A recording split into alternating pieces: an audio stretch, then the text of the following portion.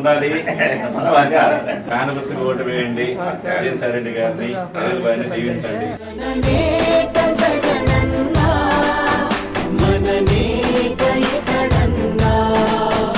47th డివిజన్లో రామకృష్ణ గారి ఆధ్వర్యంలో ఇక్కడ ప్రచారం చేస్తున్నాము.